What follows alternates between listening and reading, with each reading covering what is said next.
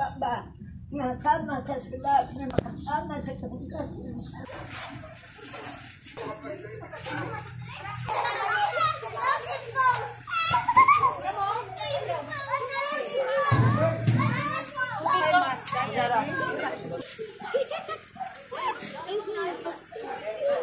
Tubig. Kaya kung plastic lang eh.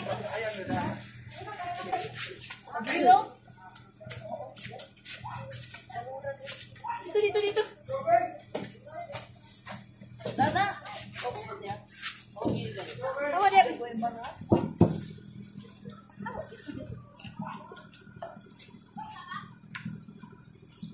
Naik.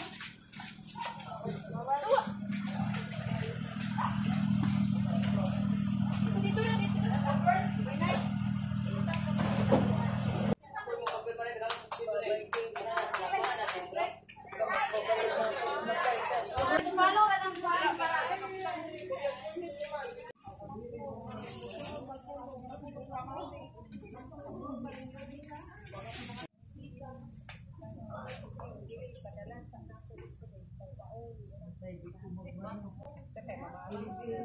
Pusa guys.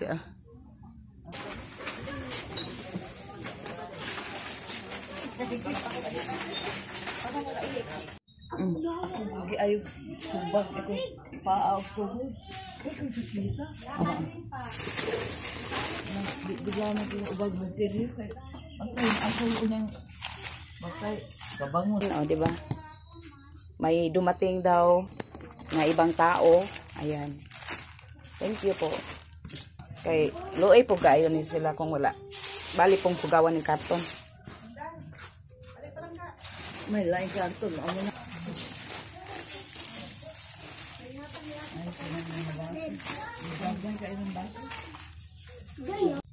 Pau. Ano dahil mo?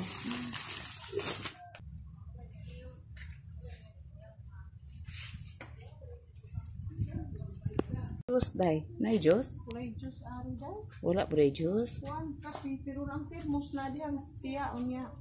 Ay wala pa man. Yan na betus kuan nga yan nabug na.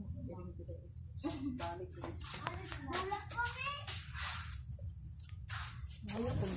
Kita niyo po yung pusa guys. Yan po yung pusa na nagbabantay ah.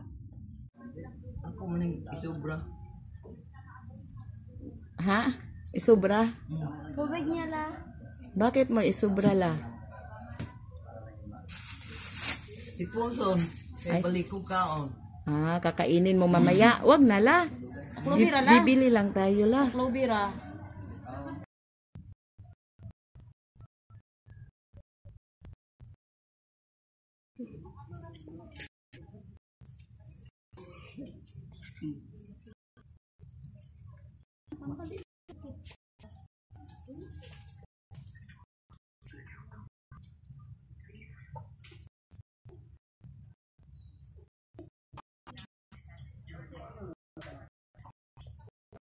Yung kapatid niya guys.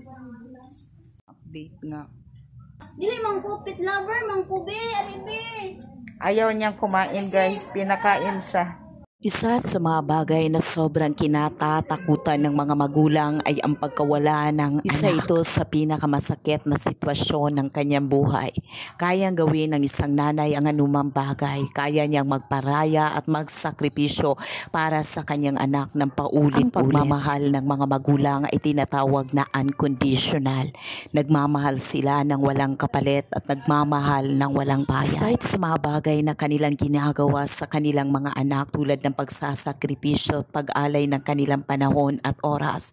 Ito yung pinakamasakit sa kanilang buhay kapag nakikita nila ang kanilang mga anak na sobrang nahihirapan, nasasaktan, lalo na sa mga panahon na ito ay nagkakasakit at wala silang maitutulong sa mga anak nila. Ito yung pinakamasakit na pangyayari sa kanilang buhay. At yun nga ang nangyari ngayon sa buhay ni Ricky. Nang makita ito ni Lola Sita, agad-agad niyang sinabi, "Ba't di mo sinabi sa akin akin na mamamatay ka na at iba na yung nararamdaman mo. Andyan lang naman ako sa gilid mo, anak. Handa naman akong makinig sa'yo pero di ka man lang nagsalita. Sobrang kinalungkot ni Lola Sita ang bigla ang pagpanaw ni Ricky na bumubula na lang ang kanyang bibig sa harapan mismo ni Lola Sita. At ang kanyang sinabi, ba't ganon? Ba't di ka nagpaalam? Sobra siyang nasasaktan sa mga panahon yun. Kaya tinayaan na muna naming maipapalabas niya ang kanyang nararamdaman. Para sa iyo, Lola Sita, alam kong hindi enough ang mga bagay na ginagawa namin ngayon sa pagpapakita ng pagmamahal namin sa iyo. Wala kasi ako na walang anumang bagay sa mundong ito maipapalit sa pagmamahal ng isang ina sa kanyang anak.